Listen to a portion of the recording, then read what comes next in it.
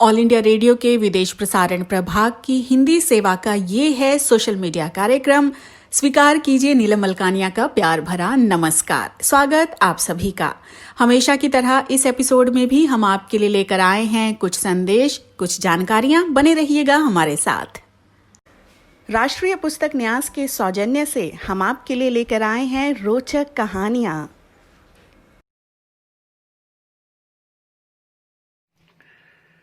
नमस्कार, मेरा नाम सुदर्शन श्रेष्ठ, शिमला में रहता हूं। जैसा कि आप जानते हैं, आजकल कोरोना वायरस महामारी के कारण लॉकडाउन चला हुआ है और सभी बच्चे घरों में रह रहे हैं। प्यारे बच्चों, आप घरों में रहकर बोर भी हो जाते होंगे, इसलिए आपको मैं एक छोटी सी कहानी सुनाता हूं। इस कहानी का शीर्षक है बालक की सीख। ये छोटी सी पुस्तिका राष्ट्रीय पुस्तक न्यास ने छापी है, जो बच्चों के लिए बहुत सी किताबें प्रकाशित करते हैं। तो कहानी का शीर्षक है बालक की सीख। बच्चों, बहुत पुराने समय की बात है। एक पहाड़ के साथ एक जंगल था। उस जंगल के किनारे एक छोटा सा गांव था। उस गांव में बसंतु नाम का एक छोटा बालक रहता था। उसके साथ उसके माता पिता और दादा रहते थे। उसे अपने दादू से बहुत प्रेम था। वे रात को उन्हीं के साथ सोता। दादू उसे बहुत अच्छी अच्छी कहानियां सुनाते, राजकुमारों की, राक्षसों की, जीव जंतुओं की, पशुओं की, और वह उन्हें सुनता हुआ बड़े आराम से सो जाता। उसे अपने दादू से बहुत प्यार था और सदा उनके साथ साथ चला रहता। समय बीतता गया। उसके दादू काफी बूढ़े हो चुके थे और बीमार भी रहने लगे। होते होते उन्हें कई बीमारियां लग गई। गांव के वैद्य को बुलाया गया, लेकिन दवाइयों का कोई असर नहीं हुआ और उसके दादू बिस्तर पर पड़ गए। जब वे बहुत बूढ़े हो गए तो उनसे ना कोई काम होता था, ना वे बाहर जा सकते थे, ना ही बसंतों को कोई कहानी किस्सा सुना सकते थे। वे उनके साथ सो भी नहीं पाता था, क्योंकि रात को वे खांसते रहते और उन्हें कई तरह की दर्दें और पीड़ाएं रात को होती रहती। बच्चों, उस गांव में एक बड़ा अजीब सा रिवाज था कि जो भी आदमी बूढ़ा हो जाता, नकारा हो जाता, उसे पहाड़ की चोटी पर ले जाते और उस चोटी में उसे वहां छोड़ देते। पहाड़ की चोटी पर ले जाने के लिए एक बड़ा किल्टा गांव में होता है, जिसमें बहुत सा सामान पीठ पर ढोया जाता है। उस किल्टे में डालकर उस बूढ़े को पहाड़ की चोटी पर ले जाते थे। एक रात गांव के लोगों ने फैसला किया कि इसे अब हमें पहाड़ की चोटी पर छोड़ना चाहिए, क्योंकि ये नकारा हो चुका है, ना ही कोई काम कर पाता है, इसकी बीमारी भी ठीक नहीं हो रही है। और सुबह तड़के ही वे उसे किल्टे में डालकर ऊपर ले जाने लगे, तो बसंतु भी उनके साथ चल दिया। हालांकि लोगों ने मना किया कि बच्चों को भाई नहीं जाना चाहिए, लेकिन बसंतु नहीं माना। जब उन्होंने पहाड़ की चोटी पर जाकर उसके दादू को पहाड़ के एक ओर छोड़ा, तो वे जोर से कराहे। उनकी कराहट सुनकर बसंतु दौड़ा दौड़ा उनके पास चला गया और उन्हें फिर से किल्टे में डालने की कोशिश करने लगा। इस दृश्य को देख जो गांव वाले उसके साथ गए थे, वे बहुत प्रभावित हुए और उन्होंने फिर से उसके दादू को किल्टे में डाल लिया और उसे वापस गांव ले आए।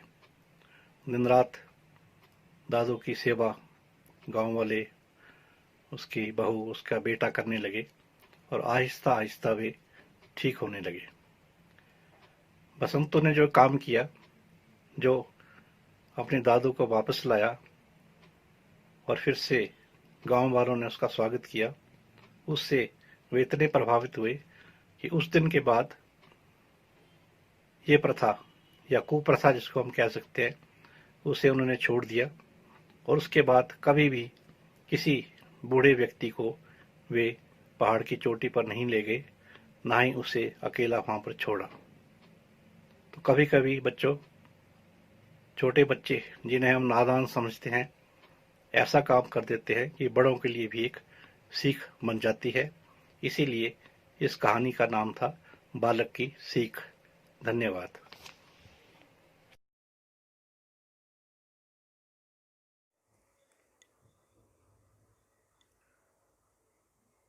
ऑल इंडिया रेडियो की ये हिंदी सेवा है।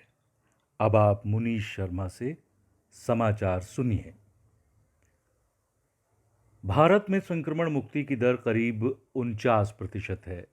आज सवेरे 9 बजे तक कुल 1,14,073 लोग संक्रमण से मुक्त हुए। स्वास्थ्य मंत्रालय के अनुसार 1,15,042 में से 80% रोगियों में संक्रमण के लक्षण या तो मामूली हैं या फिर दबे हुए हैं। केवल 3% को आईसीयू या वेंटिलेटर की फिलहाल आवश्यकता है। भारतीय सेना की 14वीं सेना कोर के लेफ्टिनेंट जनरल हरिंदर सिंह चीन के मेजर जनरल लिउ लिन से बात कर रहे हैं। उनकी इस बातचीत का उद्देश्य है लद्दाख के सीमा विवाद का हल। सीमा संबंधी मामले हल करने के लिए दोनों पक्ष बातचीत पर राजी हुए थे। भारत के विदेश मंत्रालय के अनुसार चीन के साथ सेनाधिकारी स्तर की बातचीत से पहले ही सौहार्दपूर्ण माहौल में राजनयिक बातचीत भी हो चुकी है और दोनों ही देश स्थिर, शांतिपूर्ण और दोस्ताना संबंधों को लेकर प्रतिबद्धता पर सहमत हैं। बृहन मुंबई महानगर पालिका ने देश की आर्थिक राजधानी में कोविड-19 के परीक्षण अब बढ़ा दिए हैं। महामारी से सर्वाधिक ग्रस्त इस शहर में महाराष्ट्र सरकार का कहना है कि वो भारतीय चिकित्सा अनुसंधान परिषद ICMR द्वारा तय परीक्षण संबंधी सभी मानदंडों का पूरी तरह पालन कर रही है। उधर तमिलनाडु में 5 लाख से अधिक लोगों की कोविड-19 संबंधी जांच हुई है और ये सर्वाधिक परीक्षण वाले राज्यों में शामिल हो गया है। प्रधानमंत्री नरेंद्र मोदी ने रवांडा के राष्ट्रपति पॉल कागामे के साथ बातचीत की और दोनों नेताओं ने कोविड-19 तथा अर्थव्यवस्था संबंधी चुनौतियों पर चर्चा की है।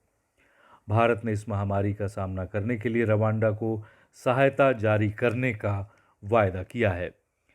इस अफ्रीकी देश को भारत जरूरी साजो सामान और दवाओं की आपूर्ति पहले भी कर चुका है। अंतर्राष्ट्रीय मुद्रा कोष ने पाकिस्तान से कहा है कि वो सरकारी कर्मचारियों का वेतन रोक ले। पाकिस्तान कोविड-19 के साथ ही बढ़ती चुनौतियों से भी जूझ रहा है।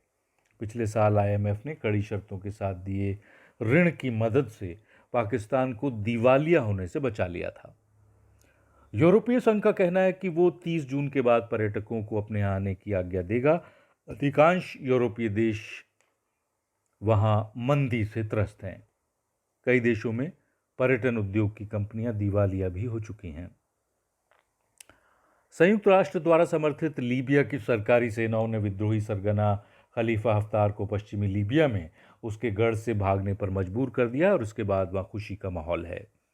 माली की राजधानी बामाको में हजारों प्रदर्शनकारी राष्ट्रपति इब्राहिम बुबकार कीता की बद इंतजामी से नाराज होकर उनसे पद त्याग करने की मांग कर रहे हैं।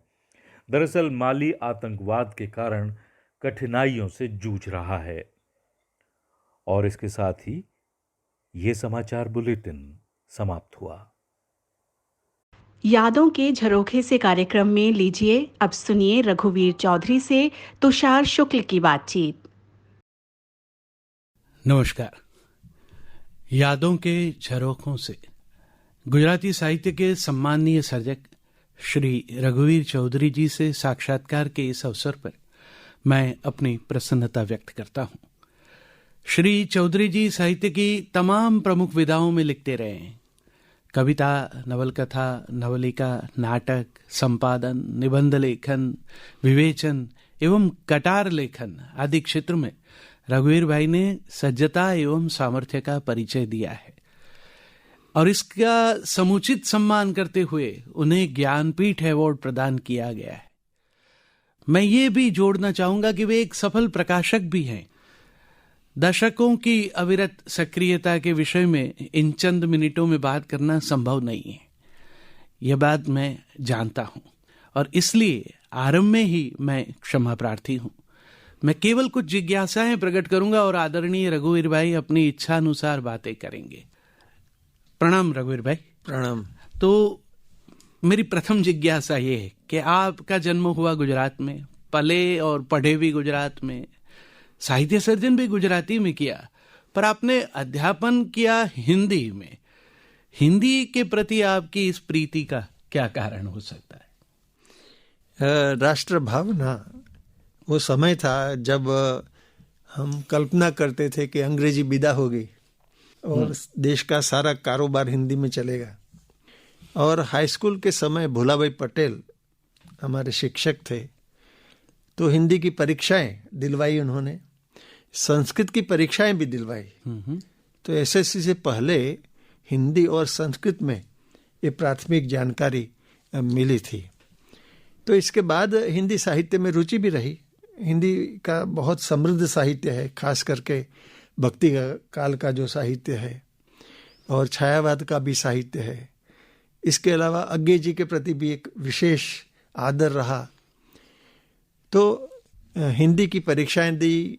कॉलेज में आने के बाद साहित्य रत्न की परीक्षा भी दी। उस समय साहित्य रत्न होकर लोग अध्यापक बनते थे।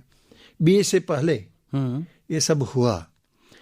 और कॉलेज में मैं हिंदी के साथ संस्कृत भी पढ़ाता था।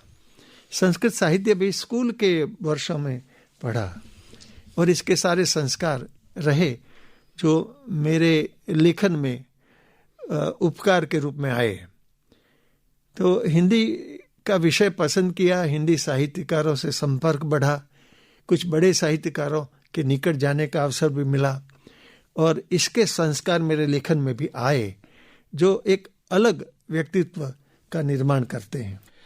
आपने अच्छा याद दिलाया, आप ही के कारण हम सब ने अज्ञे जी के दर्शन किए थे। जी हाँ। यादों के झरोखों में आप बैठे हैं और ऐसे बड़े नामी गिरामी साहित्यकारों के परिचय की बात आपने छेड़ ही दी है, तो थोड़ा इसके बारे में भी बताएं, कैसे कैसे सर्जकों से मिलना हुआ? यहाँ अहमदाबाद में सेंट जेवियर्स कॉलेज में रामदर्श मिश्र मेरे अध्यापक थे और उनका संपर्क सभी साहित्यकारों से रहता था। इनका प्रथम काव्य संग्रह यहाँ प्रकाशित हुआ और इसके पिछले पृष्ठ पर मैंने परिचय लिखा था जो नामवर सिंह जी ने पढ़ा और बहुत प्रसन्न हुए। तो मिश्र जी ने बताया कि ये मेरे विद्यार्थी हैं। तो नामवर सिंह जी से परिचय उसी समय 60 से पहले शुरू हुआ। एक आश्चर्य की बात होगी आपके लिए कि अज्ञे जी और नामवर जी के बीच इतना गहरा संबंध नहीं था। कुछ लवर्स कॉरल जैसा भी था। अच्छा। लेकिन हमारे घर दोनों आते थे और सारा परिवार इन दोनों को जानता था। एक बार नामवर जी को यूनिवर्सिटी गेस्ट हाउस में ठहराया तो एक दिन के बाद कहने लगे कि नहीं, यहाँ चैन नहीं है, घर आ गए। अज्ञे जी भी 2-3 बार मेरे घर आए। अज्ञे जी के एक मित्र विद्यानिवास मिश्र, संस्कृत और हिंदी के प्रकांड पंडित, हिंदू धर्म के भी बड़े ज्ञाता, वो भी घर आते थे। वो कहीं भोजन नहीं करते लेकिन सुनीता कुछ खिला देते थे उनको। सब जानते थे। हिंदू धर्म पर उनकी अद्भुत पुस्तक है। तो और भी कई साहित्यकारों से बाद में तो संपर्क हुआ। फिर न्यूयॉर्क में भारतीय साहित्य सम्मेलन हुआ, वहाँ निर्मल वर्मा भी आए थे। वैसे उनसे तो पहले भी मैं मिला था लेकिन वहाँ साथ में वक्तव्य हुए, बाद में भी मिलना हुआ। तो साहित्य अकादमी में गुजरात के प्रतिनिधि के रूप में जाना हुआ। तो साहित्य अकादमी तो सारे भारतीय साहित्य की संस्था है। तो वहाँ किसी गोष्ठी में या किसी कार्यकारिणी में सबसे संपर्क होता रहा और केवल हिंदी के नहीं, लेकिन समग्र भारत के प्रमुख साहित्यकारों से संबंध बना। वाह।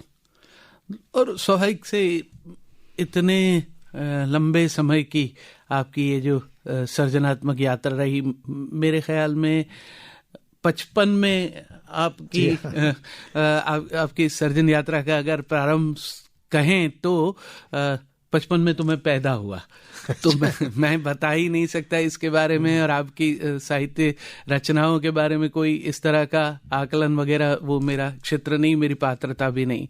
पर पढ़ते पढ़ते हम भी कॉलेज के दिनों में और आपकी रचनाओं से परिचित हो गए थे। तो आज इस मौके पे मेरा ये एक सवाल तो रहेगा कि हम आपको या साहित्य रघुवीर चौधरी को किस तरह याद करें, कवि रघुवीर चौधरी के रूप में या उपन्यासकार रघुवीर चौधरी के रूप में? जी, आरंभ कविता से ही हुआ और मुझे लगता था कि मैं कविताएं लिखूंगा, लिखता रहा।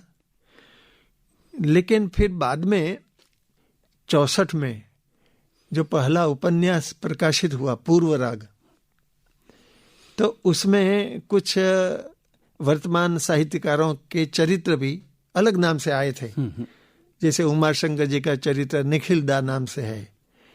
तो बहुत विवाद हुआ, इसको लेकर प्रशंसा भी हुई और विरोध भी हुआ। तो जब विवाद होता है तब आप विख्यात हो जाते हैं।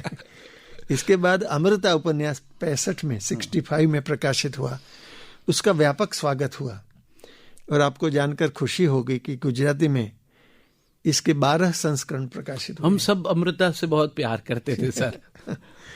हिंदी में भी भारतीय ज्ञानपीठ ने इसका प्रकाशन किया है और कई संस्करण हुए हैं।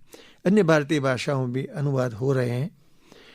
तो उपन्यास के कारण नाम हुआ और प्रकाशक भी कहते रहे कि क्या है नया उपन्यास के रूप में, और 30 के आसपास उपन्यास प्रकाशित हुए। 3 उपन्यास तो 3 खंडों में है। ये जो पहला उपन्यास पूर्व राग था वो परस्पर और प्रेमंश नाम से आगे चला। फिर उपरवास कथात्रय, जिसको साहित्य अकादमी का पुरस्कार मिला, और ये ग्राम जीवन को लेकर है।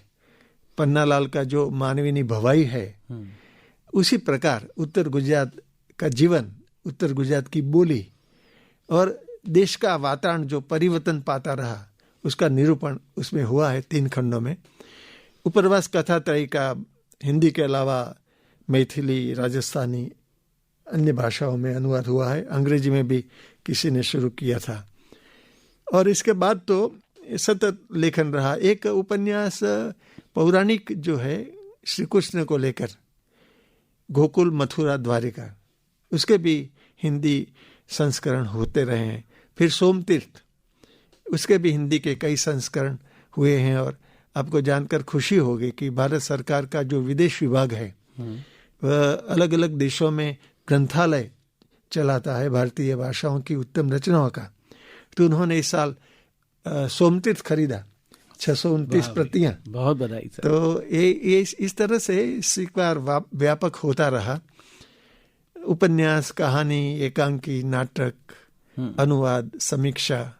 इन दिनों तो मैं संक्षिप्त समीक्षाएं लिखता हूं और नई पीढ़ी के लेखकों की अच्छी रचनाएं पढ़कर जो आनंद होता है वो व्यक्त करता हूं। रघुवीर भाई, ये अच्छा याद आपने दिलाया समीक्षा का। गुजराती साहित्य में समीक्षा और समीक्षकों के बारे में अन्य कविगण, साहित्यकार कभी कभी थोड़े रूठ भी जाते हैं बात करते करते। आपका क्या मानना है विवेचना के संदर्भ में? ये जो शास्त्र है वो क्या है? विवेचक होने चाहिए, विवेचना कैसी होनी चाहिए? होनी ही चाहिए। गुजराती साहित्य में नवल राम, नर्मद के युग के नवल राम, रावी पाठक, रामनारायण विश्वनाथ पाठक और उमाशंकर जोशी, ये तीनों बहुत बड़े समीक्षक हैं और इनकी समीक्षा में आस्वाद का तत्व भी है। फिर सुरेश जोशी आए तो वो समीक्षक तो थे ही, बहुत बड़े आस्वादक भी थे, लेकिन उन्होंने पश्चिम का साहित्य विशेष पढ़ा और ऐसा गुजराती में नहीं है वो कहना शुरू किया। तो सुरेश भाई के लेखन के विषय में उमाशंकर जी ने छेद लगाना पद्धति, यानी चीज़ों को काटना, ऐसी एक समीक्षा की प्रणाली है, उसका जिक्र किया। वैसे मुझे तो बहुत प्रिय थे सूर्य, उनको सुनना, कभी हमारे विरुद्ध बोलते तब भी अच्छा लगता सुनना, क्योंकि बहुत जानते थे। और इन्होंने जो कहानियां लिखी और जो निबंध लिखे, ललित निबंध, वो बड़े ही साहित्यिक थे। बिल्कुल रविन्द्रनाथ का बहुत गहरा प्रभाव। लेकिन मैं सुरेश जोशी की श्रेणी में नहीं रहा, मैं उमाशंकर जी से विशेष प्रभावित रहा और उनके अनुसार समीक्षा छोटी बड़ी लिखता रहा। जैसे गुजराती उपन्यास के बारे में पुस्तक है, गुजराती नवलकथा, राधेश्याम ने भी इसमें योग दिया है। और इसी तरह से वार्ता विशेष कहानी के बारे में, अद्यतन कविता, और कुछ साहित्यकार जैसे जयंती दलाल, रावी पाठक, इनके बारे में अलग अलग पुस्तिकाएं भी गुजराती में, हिंदी में प्रकाशित हुई हैं। तो काफी काम समीक्षा का भी हुआ। अभी जिस तरह से साहित्य में काम हो रहा है, और बार बार एक सवाल ये उठता रहता है कि सर्जक के सर्जन स्वातंत्र के बारे में अलग अलग धारणाएं हैं। कोई कहता है कि भाई अभिव्यक्ति का स्वातंत्र्य होना चाहिए, कभी ऐसा शासकों को भी लग सकता है कि कुछ ज्यादा दुरुपयोग भी हो रहा है। आप सर्जक के रूप में इस अभिव्यक्ति स्वातंत्र्य के बारे में क्या कहेंगे? हाँ, यानी हमारी जो अनुभूति है, हमारी जो जीवन दृष्टि है, उसको हम व्यक्त करें, कोई रोक नहीं सकता। समाज के हित में, संस्कृति के हित में हमें जो कहना है वो हमें कहना ही चाहिए, भले ही शासक प्रसन्न हो या न हो। लेकिन दुराशय से तथ्यों को तोड़ मरोड़ कर अगर आप लिखते हैं तो उसका ऑडिट होगा। जैसे पत्रकारिता में होता है कि लोग फालतू बातें लिखते हैं, किसी को बदनाम करने के लिए करते हैं, तो उनका जवाब मांगा जाता है। तो एक बात है, लेकिन साहित्यकार अपनी अनुभूति, अपनी जीवन दृष्टि, देश और दुनिया के लिए कोई नया विचार आता है, पॉजिटिव विधायक विचार, तो उसे व्यक्त करना ही चाहिए, चाहे इमरजेंसी लदी हो या जो भी हो, उसकी परवाह नहीं करनी चाहिए। और हम लोगों ने गुजरात में जब आपातकालीन स्थिति थी तब नियमों का भंग करके हम गए थे चिमन भाई पटेल के समय में। वैसे पटेल का प्रेम बना रहा, आश्चर्य की बात है, लेकिन ये हमने किया था। अध्यापक के रूप में भी जब धारासभ्य यानी MLA की खरीद फरोख्त होती थी तब हमने एक सर्कस निकाला था और विरोध किया था। अब ये बातें सब इनको महत्व नहीं देते हैं, सब हर रोज का हो गया है। देश की जो स्थिति है तो उसमें हम क्या कहें, लेकिन कभी कभी जब ये एक मुद्दा आया सामने तब हमने प्रतिक्रिया व्यक्त की। तो करनी चाहिए, लेकिन दिखावे के लिए नहीं। आप मानते हैं, यही बात होनी चाहिए। वो प्रतिबद्धता सर्जक की जो है। अब आपको ये भी पूछना चाहेंगे कि एक सवाल उठ रहा है आजकल किताबों के भविष्य के बारे में। आप प्रकाशक भी हैं क्या लगता है अब ये नए माध्यमों के आने के बाद, जैसे मैं भी अपना मोबाइल में आपके लिए सवाल लिख के आ गया, कागज छूट रहा है, तो ऐसे में क्या करेंगे? यानी पुस्तक के विकल्प तो सामने आए हैं। मोबाइल की बात आपने की, मोबाइल तो टीवी का भी विकल्प बन गया है अब तो। लेकिन अमेरिका में मैंने देखा, जब भी गया तब ट्रेन में लोग पढ़ते हैं, 1 घंटा 2 घंटे 3 घंटे हैं तो उसमें पढ़ते हैं। फिर कई लोग कार चलाकर स्थान पर जा रहे हैं तो उसमें गीत संगीत सुनते हैं और गुजराती सुनते हैं, गुजराती हैं तो ये बात तो है। यानी विकल्प तो है पुस्तकों के, फिर भी पुस्तक टिकी है। और हम घाटे की चिंता किए बिना नए लेखकों की कुछ चीजें प्रकाशित करते हैं। पहले तो उम्मीद थी कि बहुत छापेंगे, लेखकों को धन्य कर देंगे, लेकिन वो तो नहीं हुआ। एक थोड़ा बहुत करते हैं, हिम्मत से काम आपका अभी चल रहा है। कारण ये है कि हमारे घर का सारा खर्च हमारा बेटा जो प्रोफेसर है संजय चौधरी वो निकालता है। अच्छा। तो घर की परवाह नहीं है, प्रकाशन से हमें पैसा नहीं चाहिए, प्रकाशन से जो पैसा लौटता है उसको प्रकाशन में ही डालते हैं। ओके। इसलिए चलता है। अच्छा, आपने अपनी किताबों के अनुवाद के बारे में भी कहा, अब हिंदी में इतना अच्छा लिखा जाता होगा, यहाँ भी इतना अच्छा लिखा जाता है, ये अनुवाद कार्य, इसमें कुछ बढ़ोतरी हो ऐसा आपको लगता है? हाँ, मैंने पन्नालाल के उपन्यास मानविनी भवाई का 68 में हिंदी अनुवाद किया था नेशनल बुक ट्रस्ट के लिए। अच्छा। उसके कई संस्करण हुए हैं। उमाशंकर जोशी की कविताओं का अनुवाद मैंने और भोला भाई ने मिलकर किया। ऐसे हिंदी से भी गुजराती में अनुवाद किए, अन्य भाषाओं के अनुवाद हिंदी या अंग्रेजी के माध्यम से किया। मैंने कई भारतीय रचनाओं का अनुवाद तो किया इधर या उधर। अपनी रचनाओं का अनुवाद मैंने कम किया, हमारे शिष्यों ने किया, और 5-6 अनुवाद इस प्रकार से प्रकाशित हुए हैं। तो अनुवाद का काम जो है उसको भारत सरकार भी महत्व देती है। साहित्य अकादमी, नेशनल बुक ट्रस्ट, ये सब चाहते हैं कि अनुवाद का काम चले, और इसी से भारत की एकता, भारतीय साहित्य एक है, इसकी प्रतीति अनुवाद के माध्यम से होगी।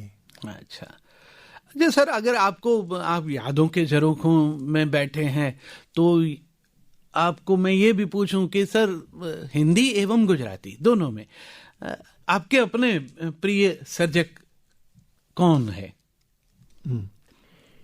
हिंदी में तो जैसे अज्ञे जी से पहले जो हो गए हजारी प्रसाद द्विवेदी, जयशंकर प्रसाद निराला, ये आधुनिक काल के, और मध्यकाल के तुलसी, कबीर, सूरदास, मीरा तो सारे विश्व में लोकप्रिय है, लेकिन मैं और भोला भाई पहले सूरदास को बड़ा कवि मानते थे तुलसीदास की अपेक्षा।